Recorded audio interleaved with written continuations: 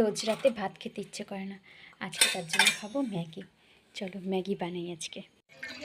সন্ধ্যাবেলার থেকে আমার মেয়ে বলছিল চলো তো মা আজকে রাত্রে ম্যাগি খাই। আমি বলছিলাম ঠিক আছে চল খাবো। আজকে রাত্রে ভাত খাবো না, চল আমি আর তুই ম্যাগি খাবো। দেখো ম্যাগি সবাই খায়, সবাই ম্যাগি বানায়, তবুও আমি এখানে ভিডিওটা আপলোড করার একটাই উদ্দেশ্য,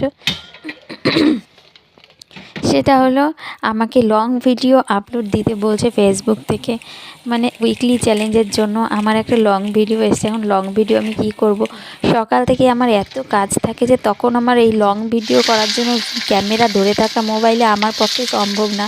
তার জন্য রাত্রেবেলা যেহেতু মেয়েরও পড়া হয়ে গেছিলো, এত রাত্রে, রাত বাজে এখন 10:30, তো এরকম সময় মেয়ের পড়াটা শেষ হয়ে গেছে। তো এখন বললাম যে এখন ফাঁকা আছি, তাহলে ম্যাগি যখন বানাবো তাহলে ম্যাগি বানানোর ভিডিওটাই করে আপলোড করে দিই, তাহলে একটা লং ভিডিও, বেশি লং তো আর হবে না, অল্প একটু যতটুকুন হয় ততটুকুন একটা হয়ে যাবে। আমার সময় নেই এইসব উইকলি চ্যালেঞ্জ পূরণ করার মতন। প্রথম তো ভেবেছিলাম যে আমি পারবো করতে, এখন দেখছি না, আমার পক্ষে অসম্ভব। চোখের তলে কালি পড়ে যাচ্ছে, ফেসবুকের কথা মতন চলতে চলতে চোখের তলে কালি পড়ে যাচ্ছে, আমার ঘুম হচ্ছে না ঠিক মতন। মানে সংসারের কাজকর্ম সেরে দুটো বাচ্চা সামলে নিয়ে তারপরে ফেসবুকে রিলস বানানো বহুত টাফ ব্যাপার, বাপরে বাপ, আমার দ্বারা তো হচ্ছে না। এর জন্য এখন রিল অনেক কম আপলোড দিচ্ছি। আর দেখো প্রতিদিন ওই একই ব্যাকগ্রাউন্ড, একই ঘরের মধ্যে রিল বানাই, কেউ মানে ভিউজও তো হয় না। আর রিল বানানোর জন্য বাইরে যেতে লাগবে, আর আমার বাইরে রাস্তার মধ্যে আমি নাচ টাচ করতে পারি না বাবা, ওইসব করতে আমার খুব লজ্জা লাগে। আর তবুও যদি একটু বাইরে খাইরে যাই, যেখানে আমাকে লোকে চেনে না, এরকম কোনো জায়গা, মানে দূর দূরান্তে কোথাও একটু ঘুরতে টুরতে যাই, তখন একটা ভিডিও শ্যুট করা যায়, সেটা আলাদা ব্যাপার।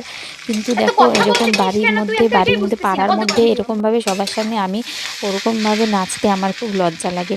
জানি না ভবিষ্যতে পারবো কি না, মানুষের মন কখন চেঞ্জ হয়ে যায় সেটা তো আর বলা যায় না, কিন্তু এখন তো আমি পারবো না। তার জন্য এই লং ভিডিওটার জন্য এই রাত্রিবেলা ম্যাগি বানাবো, তো ভাবলাম ম্যাগি বানানোটাই আপলোড করে দিই। আর হচ্ছে কিছু তো এখন বলতেই লাগবে, যেহেতু নিজের ভয়েস দিয়ে ভিডিও বানাতে বলছে, এখানে যদি কোনো একটা গান সেট করতাম তাহলে পরে তো আমার ভিডিওটা কপিরাইট চলে আসতো।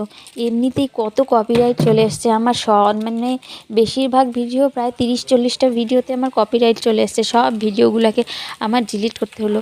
এমনই দুঃখের বিষয় যে ওই ভিডিওগুলোতে আমার ভিউজও প্রায় অনেক হয়েছিল, 2K 3K, মানে এটাই আমার কাছে অনেক, কারণ আমার তো 3K ভিউজ 4K ভিউজ এরকম হয় না সাধারণত, তো 4K 5K ভিউজও আমার চলে এসেছিলো কোনো রিলসে।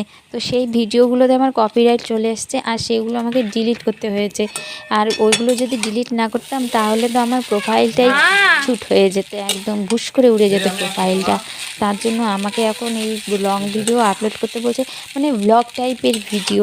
তো আমি এখন ব্লগ টাইপের ভিডিও বানানোর সময় আমার কাছে একদমই নেই, তবুও ভাবছি যে যখন সময় পাবো একটু একটু করে যদি কেউ ভিডিও করে দিত। মেয়ে তো সকাল থেকে স্কুলে যায়, মানে 10টার সময় স্কুলে যায়, আসে বিকাল 4টার সময়, তারপরে আসে দিদিমণি পড়তে বসে, তাহলে ও বা ভিডিওটা করে দেবে কেমন করে, সামনে ওর পরীক্ষা।